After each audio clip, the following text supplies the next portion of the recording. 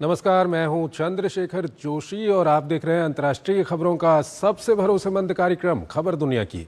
इस कार्यक्रम में हम आपको इस वक्त की बड़ी और महत्वपूर्ण अंतर्राष्ट्रीय खबरें बताते हैं और दो बड़ी खबरों पर अपने विशेषज्ञ मेहमान के साथ चर्चा करते हैं। आज के एपिसोड में हम चर्चा करेंगे कि ईरान और अमेरिका के बीच ताज़ा वार और पलटवार का मूल कारण क्या है। ताज़ा तनाव के बीच हॉर्मुज में क्या कुछ चल रहा है और अगर स्थिति ऐसी ही बनी रही तो क्या आने वाले दिनों में एक बार फिर दोनों पक्षों के बीच पूर्ण युद्ध शुरू होने वाला है। वहीं एपिसोड में हम ये भी बताएंगे कि यूरोप में अचानक क्यों गर्मी तांडव मचा रही है। यूरोप के किन देशों में गर्मी और आग से हजारों लोगों की मौत हो चुकी है। होंगी और भी महत्वपूर्ण अंतर्राष्ट्रीय खबरें, लेकिन आइए सबसे पहले आपको दिखाते हैं इस वक्त की अंतर्राष्ट्रीय हेडलाइंस। पश्चिम एशिया में फिर छाया जंग का साया। अमेरिका का दर्जनों ईरानी सैन्य ठिकानों पर हमला। जवाब में ईरान ने बहरीन, कुवैत और जॉर्डन में अमेरिकी सैन्य ठिकानों को बनाया निशाना। कच्चे तेल की कीमतों में उछाल।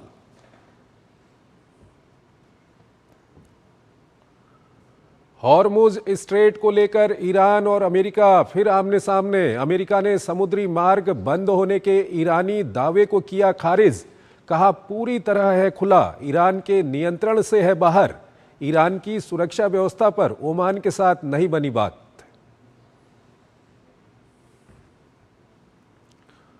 हुती समूह का सऊदी अरब के हमलों में सना हवाई अड्डे को निशाना बनाने का आरोप। यमनी रक्षा मंत्री ने कहा ईरानी विमान को उतरने से रोकने के लिए उनकी सेना ने रनवे पर किया हमला। हुती ने कहा मिलेगा करारा जवाब।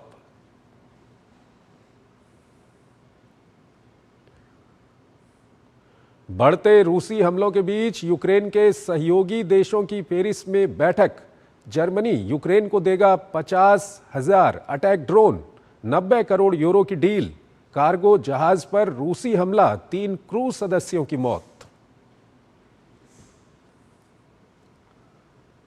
थाईलैंड की राजधानी बैंकॉक के पब में भीषण आग, 27 लोगों की मौत, 70 से ज्यादा घायल, 25 की हालत गंभीर। धुएं और अफरा तफरी ने ली कई जिंदगियां। पुलिस संभावित लापरवाही की कर रही है जांच।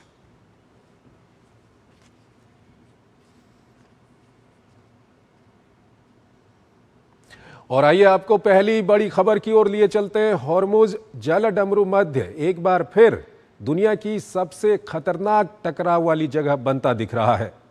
अमेरिका और ईरान के बीच जवाबी हमलों का सिलसिला तेज हो गया है, जिससे पूरे पश्चिम एशिया में तनाव बढ़ गया है। इसका असर अब वैश्विक तेल बाजार और समुद्री व्यापार पर भी साफ दिखाई देने लगा है। आखिर ताज़ा हालात क्या हैं और क्यों बढ़ रही है दुनिया की चिंता, ये रिपोर्ट देखिए और फिर इस पर अपने विशेषज्ञ मेहमान से हम चर्चा करेंगे।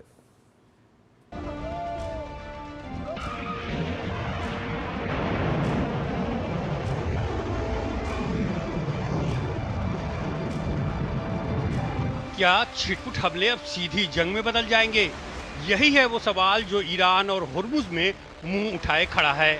अमेरिका ने एक बार फिर ईरान के खिलाफ बड़े हमले किए हैं। अमेरिकी सेना के मुताबिक इन हमलों में ईरान के दर्जनों सैन्य ठिकानों को निशाना बनाया गया है। अमेरिकी सेंट्रल कमांड के अनुसार ऑपरेशन में ईरान के एयर डिफेंस सिस्टम, तटीय रडार साइट्स, मिसाइल और ड्रोन क्षमताओं से जुड़े ठिकानों पर हमला किया गया है। अमेरिका ने पहली बार वन वे अटैक सी ड्रोन के इस्तेमाल का भी दावा किया है। अमेरिका का कहना है कि ये कार्रवाई ईरान की ओर से हॉर्मुज जलडमरू मध्य में वाणिज्यिक जहाजों को निशाना बनाए जाने के जवाब में की गई है। जवाब में ईरान ने भी अमेरिकी ठिकानों पर हमले का दावा किया है। इसमें बहरीन, कुवैत और जॉर्डन में मौजूद अमेरिकी सैन्य ठिकानों को निशाना बनाया गया। ईरान ने ओमान में अमेरिकी रडार सिस्टम पर हमले की बात भी कही है। ईरानी विदेश मंत्रालय ने कहा है कि ईरान की कार्रवाई केवल उन अमेरिकी ठिकानों के खिलाफ है जिनका इस्तेमाल उसके खिलाफ हमलों के लिए किया जा रहा है। ईरान ने स्पष्ट किया है कि वो अपनी सुरक्षा के लिए जवाब देता रहेगा। इस बीच ईरान के दक्षिणी इलाके में नए धमाकों की खबरें आई हैं। ईरानी मीडिया के मुताबिक बंदर अब्बास और केशम द्वीप के पास धमाकों की आवाज सुनी गई है। हालांकि अभी तक किसी नागरिक के हताहत होने की खबर नहीं है। उधर होर्मुज स्ट्रेट पर तनाव का असर साफ दिख रहा है। शिप ट्रैकिंग डाटा के मुताबिक रविवार शाम के बाद से इस रास्ते से कोई भी वाणिज्यिक जहाज नहीं गुजरा है। शनिवार को जहां 21 जहाजों ने रास्ता पार किया था, वहीं रविवार को ये संख्या घटकर 8 रह गई। उधर कूटनीतिक मोर्चे पर भी गतिरोध जारी है। चीन और यूरोपीय संघ ने होर्मुज में सुरक्षित नौवहन बहाल करने की अपील की है। यूरोपीय संघ खाड़ी देशों के साथ सुरक्षा स्थिति पर बातचीत की तैयारी कर रहा है। वहीं संकट का असर तेल बाजार पर भी पड़ा है। बढ़ते तनाव के बीच ब्रेंट क्रूड की कीमतों में करीब 5% की तेजी आई है और ये $79 प्रति बैरल के पार पहुंच गया है। अब नजर इस बात पर है कि होर्मुज स्ट्रेट में ये तनाव किस ओर और कितना बढ़ता है। और इस खबर पर ज्यादा बातचीत के लिए हमारे साथ जुड़ रहे हैं मेजर जनरल रिटायर्ड ध्रुव सी कटोच, विदेशी और सामरिक मामलों के जानकार हैं। उनसे हम बातचीत करेंगे। कटोच साहब, बहुत बहुत स्वागत है आपका हमारे इस कार्यक्रम में। कटोच साहब, पहला सवाल यही है कि ऐसे हालात अचानक पिछले एक हफ्ते से हम देखें तो क्यों होर्मुज या यूं कहें कि ईरान और अमेरिका के बीच में बन गए? धन्यवाद जोशी जी। देखिए, मुझे लगता है ये कुछ दिन और इस प्रकार का प्रॉब्लम चलेगा, क्योंकि ईरान जो है वो चाहता है कि हॉर्मुज स्ट्रेट के ऊपर उसका कंट्रोल रहे, और अमेरिका और बाकी विश्व के जितने भी देश हैं, खास करके अरब देश हैं, वो नहीं चाहते हैं कि हॉर्मुज स्ट्रेट के ऊपर ईरान का कंट्रोल हो। बात मुझे लगता है सिर्फ यहीं पर ही अटकी हुई है, और मुझे नहीं लगता है कि किसी भी हालत में अमेरिका इस बात को अपने हाथ से जाने देगा, क्योंकि एक तरफ से अगर ये उसके हाथ से निकल गया और हॉर्मुज स्ट्रेट के ऊपर ईरान ने अपना कंट्रोल रख लिया, तब देखिए जितने भी बाकी दुनिया में चोक पॉइंट्स हैं, वो देश वहां पर बोलेंगे कि हम भी अपना इधर टोल लगाएंगे। तो ये जो हम भारत भी कहता जा रहा है फ्री एंड ओपन नेविगेशन, वो तो फिर बंद हो जाएगा। और जो समुद्री रास्ते से जो भी हम तेल या गैस या बाकी गुड्स भेज रहे हैं, उसकी कीमतें बहुत ज़्यादा बढ़ जाएंगी। तो ये मुझे लगता है कि इस प्रकार की स्थिति थोड़े दिन और चलेगी। लेकिन मैं एक पॉइंट और देना चाहता हूं जोशी जी। मुझे लगता है यहाँ पर ईरान ने बहुत बड़ी गलती कर ली है, और मैं अपना कारण ये बताता हूँ। देखिए, जब समझौता हुआ था तो दुनिया की नज़र में ऐसा लग रहा था कि ईरान की एक बहुत बड़ी जीत हुई है। बेशक उन्होंने बहुत मार खाई, लेकिन अमेरिका को टेबल पर ले आया और समझौता अमेरिका को करने पड़ा। तो अगर आप देखोगे जो नैरेटिव चल रही थी, अमेरिका की हार हुई और ईरान की जीत हुई। अब जाके जो नैरेटिव है वो बदल जाएगी। अब नैरेटिव सिर्फ इतनी है कि ईरान जो है वो हॉर्मुज को बंद करना चाहता है, जिससे पूरी दुनिया को नुकसान होगा, और अमेरिका इसको खोलना चाहता है। तो ईरान जो है वो एक तरफ से बाकी विश्व के जो सोच विचार है उससे अलग हो गया है। भारत जैसे देश नहीं चाहते कि ये बंद रहे, अरब देश भी नहीं चाहते ये बंद रहे। तो मुझे लगता है यहाँ पर जो भी ईरान की तरफ से जो उनके IRGC है, जो आयतुल्ला है, बाकी जो भी इनके इस समय पर जो डील कर रहे हैं, मुझे लगता है वो गलती कर रहे हैं। लॉन्ग टर्म पर अभी उनका नुकसान होने वाला है। पहले मैं समझता हूँ उनकी जीत थी, अब मुझे लगता है वो हार की तरफ देख रहे हैं। सर, इसको आप किस तरह से एक्सप्लेन करेंगे? जैसे हॉर्मुज की अगर हम बात करें, वो एक इंटरनेशनल वाटरवे है। क्या ईरान या किसी भी देश को ये हक है कि वो उसके ऊपर किसी तरह का नियंत्रण करे, वहां पर आवाजाही को रोके? क्या ऐसा कर सकता है क्या ईरान? अगर आप अनक्लॉज की बात करें, United Nation convention on the law of the seas, तो उसके मुताबिक कोई भी देश नहीं कर सकता है। इसीलिए मैं कहता हूं, जो मेरा बोलने का मतलब ये है कि एक बार ईरान ने अपना ये स्टैंड ले लिया तो ये स्टैंड गलत है, ये मॉरली गलत है, लीगली गलत है। इसलिए जो अरब कंट्रीज हैं वो तो इसको बिल्कुल सपोर्ट नहीं करेंगे, और जो यहाँ पर जो डिपेंडेंसी है जिन लोगों की, वो भी इसको सपोर्ट नहीं कर सकते हैं। लेकिन एक चीज और भी आने वाली है, लेकिन इमीडिएट नहीं है। अगर आप थोड़ा सा लॉन्ग टर्म देखें तो दुनिया भी दो चीजें चाहिए आपको एक मेंटेनेंस रूट के लिए। एक सस्ता होना चाहिए, लेकिन अब दूसरा दूसरा शब्द भी आ गया है, ट्रस्टवर्दी होना चाहिए, रिलायबल होना चाहिए।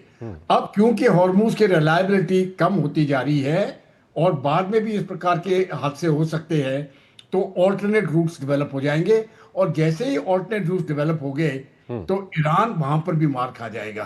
तो मुझे लगता है कि सोच, अगर थोड़ी सी थोड़े अगर समझ के अगर बात करें वो, या सोच विचार करें, तो उनको इस समय पर समझौता कर लेना चाहिए और कहना चाहिए कि ठीक है, स्ट्रेट ऑफ हॉर्मुज खुला है, लेकिन हमारी बाकी बातें मांगो। नहीं तो जो उनका इस समय पर जो कब्जा है स्ट्रेट ऑफ हॉर्मुज का, वो दिन ब दिन कमजोर होता जाएगा और बाद में उनको हार मानना ही पड़ेगी। सर, यहाँ पर एक चीज़ ये भी समझना चाहेंगे कि एक तो ये आपने साफ कर दिया कि अंतर्राष्ट्रीय कानूनों के हिसाब से ईरान को कोई हक नहीं है कि वो हॉर्मुज के ऊपर किसी तरह का कोई नियंत्रण करे या आवाजाही को रेगुलेट करे। दूसरा ये है कि जो हॉर्मुज है उसका जो उत्तरी छोर है वो ईरान से लगता है, दक्षिणी छोर ओमान से लगता है, और ओमान के साथ मिलके यूएन ने, फ्रांस ने या दूसरे देशों ने एक कॉरिडोर बनाया है, और दक्षिणी छोर से बड़े सामान्य तरीके से वहाँ से आवाजाही जो शुरू की गई थी जहाज़ों की, ईरान उन पर भी हमले कर रहा है, उनको भी रोक रहा है। इसे आप किस तरह से देखते हैं? यही तो मैं कहता हूं कि पहले जब उन्होंने हमला किया था कुछ जहाज़ों के ऊपर, वहां पर भी एक जहाज जो जिसके ऊपर हमला किया, वहां पर 10 भारतीय भी थे। अब जाके उन्होंने एक और जहाज के ऊपर हमला किया है। ये मैं समझता हूँ ये गलत है, क्योंकि ये जहाज जो है ये ओमान के रास्ते से जा रहे थे। ईरान चाहता है कि उसकी इजाजत के बगैर कोई ना जाए, और ये तो फिर मंजूर नहीं होगा किसी भी हालत में। और आप देखिए बाकी देशों को भी नुकसान हो रहा है, जो चीन का जो सप्लाई रूट है उसको भी नुकसान हो रहा है।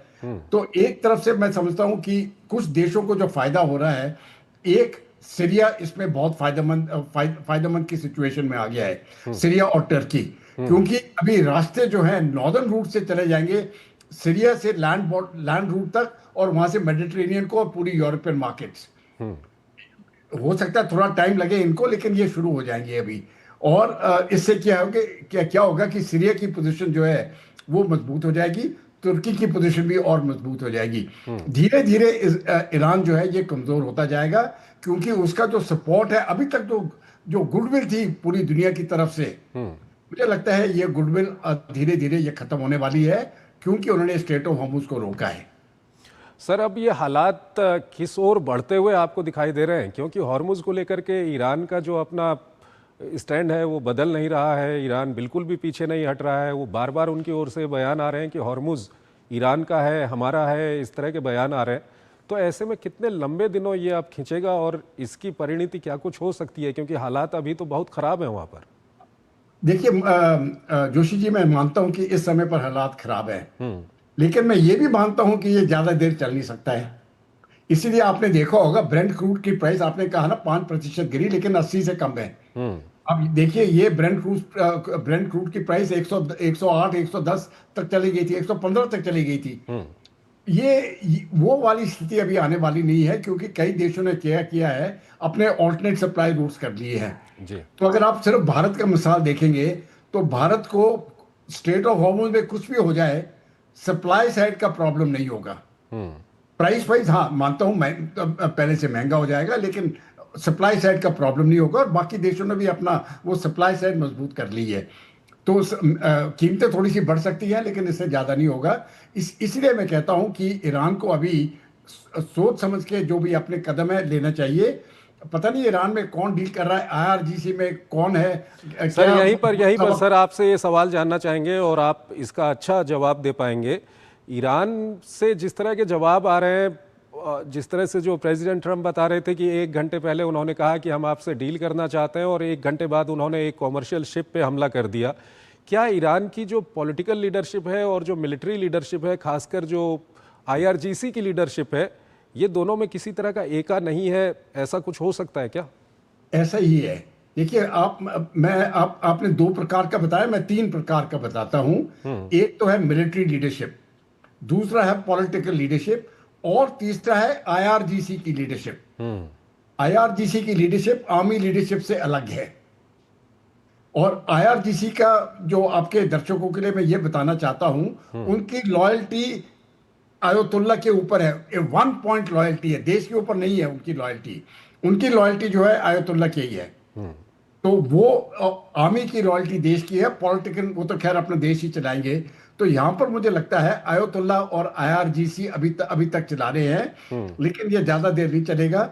और क्योंकि जिस प्रकार से युद्ध हुआ, मुझे लगता है कि बहुत ज्यादा गुडविल इस आयतुल्ला और आईआरजीसी और उनकी पॉलिटिकल और मिलिट्री एस्टेब्लिशमेंट को मिली थी, ये मैं मानता हूं। क्योंकि जब भी देश के ऊपर लड़ाई होती है तो पूरा देश इकट्ठा हो जाता है, लेकिन अब लड़ाई बंद हुई है और फिर से शुरू हो रही है। तो ये जो गुडविल जो आईआरजीसी ने को मिली थी, मुझे लगता है वो पॉलिटिकल गुडविल बहुत जल्दी इरोड होने वाली है, खत्म हो जाएगी ये। और ज्यादा करके मुझे लगता है ऑपोजिशन जो ईरान में आएगा उनके खुद के लोगों से आएगा, क्योंकि ये जो लड़ाई हो रही है ये मैं समझता हूं इसका कोई मतलब नहीं है अभी। सर, यहाँ पर एक सवाल ये भी उठता है कि जो ईरान के अपने बंदरगाह हैं उनका जो इकोनॉमिक ब्लॉकेट कर रखा था अमेरिका ने, वो ब्लॉकेट तो अभी ख़त्म हो गया है। और जिस तरह के हालात बन रहे हैं, नंबर एक तो क्या अमेरिका फिर से कोई इस तरह की कार्रवाई कर सकता है इकोनॉमिक ब्लॉकेट करने वाली? और दूसरा ये सवाल काफ़ी महत्वपूर्ण है क्योंकि आप हॉर्मुज़ के ज़रिए आप कई सारे जो खाड़ी के देश हैं उनका तेल बेचना तो बंद कर रहे हो, लेकिन आपके पोर्ट से जो हॉर्मुज़ के पेरिफेरा से बाहर आते हैं वहाँ से तो तेल बेच रहा है ईरान लगातार। ये मुझे लगता है ईरान के तेल के ऊपर भी अभी कंट्रोल आ जाएगा। बेशक उस प्रकार का ब्लॉकेड ना लगे जैसे पहले लगा था, लेकिन मुझे लगता है ईरान के तेल के ऊपर कंट्रोल आ जाएगा। और जो बाकी जो खाड़ी के देश हैं, जो बाकी अरब कंट्रीज हैं, आप देखिए उनके सप्लाई लाइंस जो है वो सीरिया के थ्रू मेडिटेरेनियन सी को चले जाएंगे, नॉर्थ का रास्ता। और वहां से अगर नीचे भी आना है तो 6000 किलोमीटर मैं मानता हूँ ज्यादा हो जाएगा, क्योंकि वो रेड सी के रास्ते पे आके फिर से भारत और चीन की तरफ से जा सकते हैं मलाक्का स्ट्रेट के ऊपर। तो केप ऑफ गुड होप के ऊपर फिर भी जाने की आवश्यकता नहीं है, लेकिन मेडिटेरेनियन रूट उनका बिल्कुल साफ हो जाएगा। तो जो यूरोप की तरफ को जो सप्लाई लाइन जारी है वो तो ऑयल पाइपलाइन से सीरिया के थ्रू वो सीधा जा सकती है। तो इसलिए मैंने कहा जो सीरिया की जो अहमियत है अभी वो बहुत बढ़ गई है। और इसीलिए आपने देखा होगा प्रेसिडेंट ट्रंप ने स्टेटमेंट भी दिया है अल शरा को कि ठीक है, इसको हम जो भी सैंक्शन वगैरह सब निकाल देंगे। और प्रेसिडेंट ट्रंप ये कह रहे हैं, एक इसको पहले तो टेररिस्ट मानते थे, अब बोलते हैं कि ये बहुत अच्छा लीडर है। तो दुनिया का रवैया भी अभी बदल रहा है। और अल शरा जो सीरिया की जो हुकूमत है इस समय पर वो ईरान के विरुद्ध है। तो मैं समझता हूं कि ये काफी टर्मोइल होगी, लेकिन जिस प्रकार से पहले हुई थी उस प्रकार की स्थिति मैं नहीं समझता हूं वापस आने वाली है। ठीक है, कटो साहब, बहुत बहुत शुक्रिया आपका इस पर बात करने के लिए और अपना महत्वपूर्ण विश्लेषण हमारे दर्शकों के साथ साझा करने के लिए। एक छोटा सा ब्रेक लेते हैं, ब्रेक के उस पार एक और महत्वपूर्ण खबर।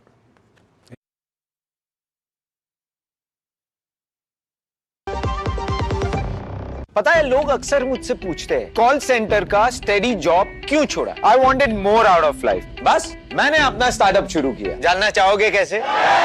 Then start up your own business as an LIC agent. यहाँ सब कुछ है, great products, zero investment, leading organisation and unlimited opportunities. तो क्या आप तैयार है? LIC एजेंट बनो, अब बड़ा सोचो। हमारी वेबसाइट पर जाएं या अपनी नजदीकी LIC शाखा से संपर्क करें। मेरी पसंद, मेरी पसंद, मेरी पसंद, मेरी पसंद, हमारी पसंद, हम सबकी पसंद। मजबूत देश का मजबूत सरिया हो गया स्टील।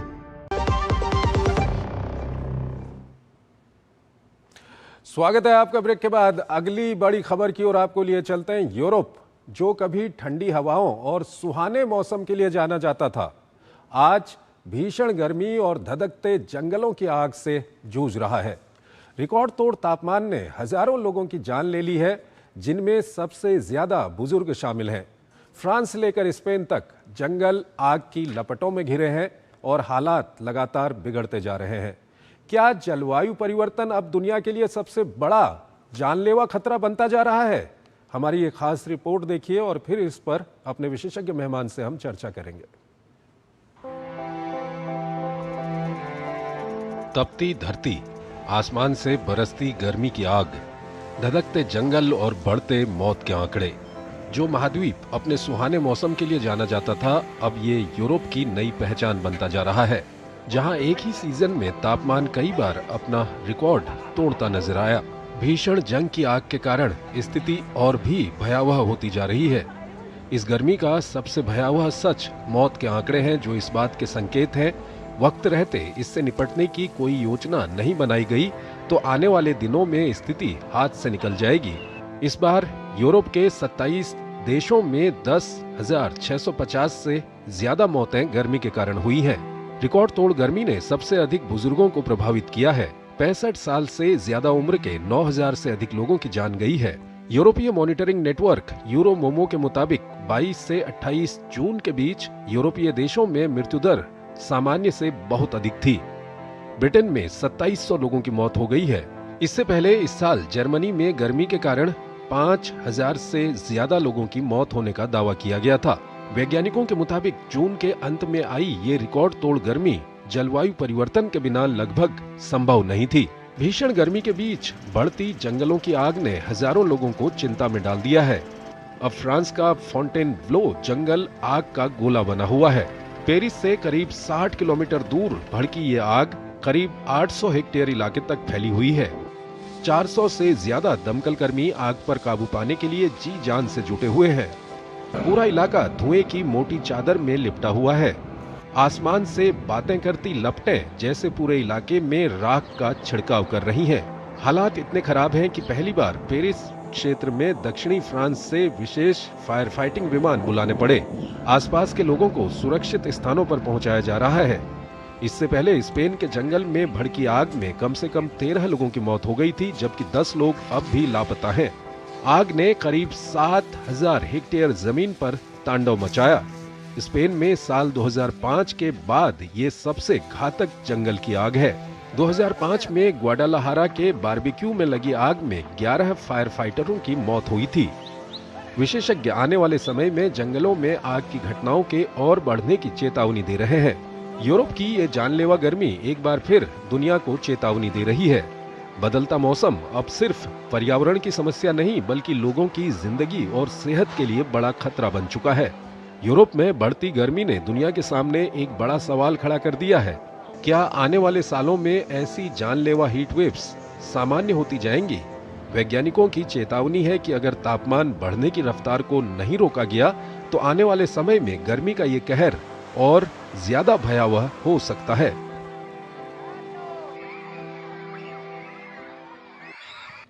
और इस बड़ी खबर पर बात करने के लिए हमारे साथ हैं आर रश्मि, पर्यावरण विशेषज्ञ हैं, टेरी से जुड़े हुए हैं। रश्मि साहब, बहुत बहुत स्वागत है आपका हमारे इस कार्यक्रम में। पहला सवाल तो यही है कि यूरोप में ये सब कुछ क्या हो रहा है वहाँ पर? क्या ये जलवायु परिवर्तन का कारण है?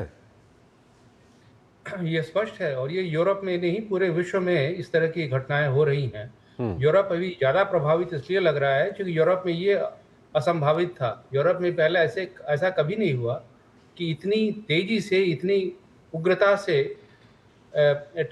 तापमान बढ़ा हो। करीब 10-15 साल पहले भी इस तरह का ट्रेंड दिखा था, लेकिन इस बार ये भीषण है और ये पूरी दुनिया में हो रहा है। क्योंकि ये जो मुख्य कारण है जलवायु परिवर्तन, इसका मुख्य कारण है हमारी जो GHG है, जो ग्रीन हाउस गैसेज जिसको बोलते हैं, उनका कॉन्सेंट्रेशन बढ़ना। और ये कॉन्सेंट्रेशन जो हमारा जो एक लेवल है, जो स्टेबिलिटी का जो एक लेवल है, उससे काफ़ी ऊंचा चला गया है जी। साइंटिस्टों का और पूरी दुनिया का जो पेरिस एग्रीमेंट के तहत जो एग्रीमेंट है, उसके मुताबिक हमें अपनी जलवायु को परिवर्तन को 1.5 डिग्री पृथ्वी के औसत तापमान से 1.5 डिग्री पर ही स्थिर करना है। लेकिन हम 1.5 डिग्री तक ऑलरेडी पहुंच चुके हैं। इसलिए अब इसके बाद अगर तापमान बढ़ेगा तो ये पूरे विश्व के लिए बड़ा भीषण संकट है, और यूरोपीय समुदाय के लिए तो बहुत ही भीषण है, क्योंकि वहां कभी इस तरह की गर्मी नहीं होती है। तो उनके लिए उनकी तो जो व्यवस्थाएं हैं, उनमें इस तरह की गर्मी को सहन करने के लिए कोई व्यवस्था ही नहीं है। उन लोगों के घरों में पंखे हैं, न उनके घरों में एयर कंडीशनर हैं, तो उनको सारा ये तापमान झेलने के लिए अपने घरों से बाहर निकलना पड़ता है। हमारे यहाँ उल्टा है, हम अपने घरों में इस तरह की गर्मी के लिए हम पहले से ही एयर कंडीशनर और पंखे, इस तरह के साधन हमारे यहाँ उपलब्ध है, लेकिन फिर भी हम झेलते हैं। हमारे यहाँ भी इससे भी कहीं भीषण तापमान है। हमारे यहाँ 40, 42, 45 डिग्री तापमान जा रहा है, जो औसत तापमान से कहीं 3 से 4 डिग्री अधिक है। तो ये सारी वैश्विक समस्या है जो GHG का जो कॉन्सेंट्रेशन है उसको उसके बढ़ने के कारण है, और इसको घटाना सर, बहुत ही यहीं पर हमारे दर्शक जानना चाहेंगे, क्या इसे रोका जा सकता था या रोका जा सकता है? अगर हाँ, तो कैसे? देखिए, इसके 2 तरीके हैं। जो तापमान बढ़ता है, इससे निपटने के लिए हमारे पास 2 व्यवस्थाएं हैं। या तो हम इस GHG जो ग्रीन हाउस गैसेस हैं, इनके कॉन्सेंट्रेशन को घटाएं, इनको जिसे हम मिटिगेशन कहते हैं, यानी शमन कहते हैं। तो जो सारा एमिशन होता है कार्बन डाइऑक्साइड का, नाइट्रस ऑक्साइड का, इस तरह की जो गैसेस और HFCs का जो वातावरण का तापमान बढ़ाती हैं, उनके परिमाण को घटाना है। तो इसके लिए तो हमें अपने फॉसिल फ्यूल जैसे कोयला है, तेल है, इसकी खपत को घटाना होगा। तो ये आसान काम नहीं है, क्योंकि कोयला और तेल तो हमारे ईंधन का स्रोत है। हमारी सारी ऊर्जा पद्धति इसी पर टिकी हुई है। तो ये काम बिल्कुल आसान नहीं है, क्योंकि यह एनर्जी और ऊर्जा के सारे संसाधनों से जुड़ा हुआ है। तो लेकिन ये करना तो पड़ेगा ही। इसीलिए अब आप देख रहे हैं कि शमन के लिए हम रिन्यूएबल एनर्जी, नवीकरणीय ऊर्जा की तरफ बढ़ रहे हैं। जो सोलर है, विंड है, न्यूक्लियर है या हाइड्रोजन है, इस तरह की नई टेक्नोलॉजीज का प्रयोग सोचा जा रहा है और किया जा रहा है। हम अपने ही देश में हमने काफी इसमें बढ़त हासिल की है। दूसरा तरीका है कंसंट्रेशन घटाने के साथ साथ हमें अडेप्टेशन भी, यानी अनुकूलन भी करना होता है। अपने आप को उसी के अनुकूल ढालना होता है। तो अब गर्मी है, तो गर्मी को बर्दाश्त करने के लिए हम क्या कर सकते हैं? अपने घरों को ठंडा कर सकते हैं। ठीक है सर, बहुत बहुत शुक्रिया, आप हमारे कार्यक्रम में जुड़े और इस महत्वपूर्ण विषय पर आपने अपना महत्वपूर्ण विश्लेषण हमारे दर्शकों के साथ साझा किया। इसी के साथ अंतर्राष्ट्रीय खबरों के हमारे इस खास कार्यक्रम को हम यहीं पर समाप्त करते हैं, लेकिन जाते जाते आपको छोड़ जाते हैं आज की कुछ और बड़ी और महत्वपूर्ण अंतर्राष्ट्रीय खबरों के साथ। आप इन खबरों को देखिए और हमारी पूरी टीम को इजाज़त दीजिए। नमस्कार।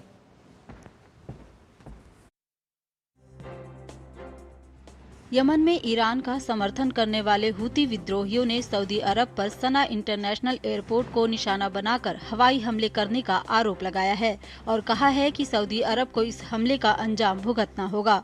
हुती सैन्य प्रवक्ता ने कहा कि इस हमले के बाद सऊदी अरब के साथ तनाव कम करने की प्रक्रिया खत्म हो गई है। हालांकि इन आरोपों पर सऊदी अरब की ओर से अभी कोई प्रतिक्रिया नहीं आई है। थाईलैंड की राजधानी बैंकॉक में एक पब में लगी भीषण आग में 27 लोगों की मौत हो गई और दर्जनों लोग घायल हो गए। पुलिस इस मामले में लापरवाही की जांच कर रही है। बताया जा रहा है कि आग लगने के बाद लोगों ने पब से बाहर भागने की कोशिश की, लेकिन रास्ता बंद होने के कारण वो सफल नहीं हो पाए। शुरुआती जांच में छत में लगे एयर कंडीशनर में बिजली के शॉर्ट सर्किट के कारण आग लगने की आशंका जताई जा रही है। दक्षिण कोरिया की एक अदालत ने पूर्व राष्ट्रपति यून सुक योल को 2 साल की जेल की सजा सुनाई है। उन्हें एक राजनीतिक ब्रोकर से 270 मिलियन वॉन की ओपिनियन पोलिंग सेवाएं मुफ्त में लेने का दोषी पाया गया। सियोल सेंट्रल डिस्ट्रिक्ट कोर्ट ने पाया कि यून ने राजनीतिक फंडिंग से जुड़े कानूनों का उल्लंघन किया था। उन्होंने राजनीतिक ब्रोकर से मुफ्त में 14 बार पोलिंग सेवाएं ली और बदले में ब्रोकर को लाभ पहुंचाने के लिए एक पूर्व सांसद के नामांकन में अपना प्रभाव इस्तेमाल किया। यूक्रेन की प्रधानमंत्री यूलिया स्विरिदेंको ने रविवार को अपने पद से इस्तीफा दे दिया। यूक्रेन के राष्ट्रपति व्लादिमीर जेलेंस्की ने सरकार में बड़े बदलाव के संकेत दिए हैं। हालांकि उन्होंने अभी ये स्पष्ट नहीं किया है कि नई सरकार की कमान किसे सौंपी जाएगी। उन्होंने कहा कि कानून लागू करने वाली एजेंसियों के प्रमुखों में भी बदलाव किए जाएंगे। यूक्रेन के संविधान के मुताबिक प्रधानमंत्री का इस्तीफा संसद की मंजूरी के बाद ही प्रभावी होता है। प्रधानमंत्री के इस्तीफे के साथ पूरी कैबिनेट को भी पद छोड़ना पड़ता है। हंगरी की संसद आज प्रधानमंत्री पीटर मेग्यार की सरकार के उस संवैधानिक संशोधन को मंजूरी देने वाली है जिसके जरिए राष्ट्रपति तमास सुलियोक को हटाया जाएगा। मेग्यार का कहना है कि सुलियोक पूर्व प्रधानमंत्री विक्टर ओरबन की कठपुतली हैं। गौरतलब है कि अप्रैल में हुए चुनाव में मेग्यार ने राष्ट्रवादी ओरबन के 16 साल के शासन को भारी जीत के साथ खत्म किया था। बांग्लादेश में भारी बारिश से अब तक करीब 51 लोगों की मौत हो गई और 10 लाख से ज्यादा लोग प्रभावित हुए हैं। राजधानी ढाका समेत देश के कई हिस्सों में अचानक आई बाढ़ और लैंडस्लाइड की घटनाओं में हजारों लोगों के घर उजड़ गए। अब तक हुई कुल मौतों में से आधी से ज्यादा मौतें कॉक्स बाजार में हुई हैं, जहां रोहिंग्या शरणार्थियों की एक बड़ी आबादी रहती है।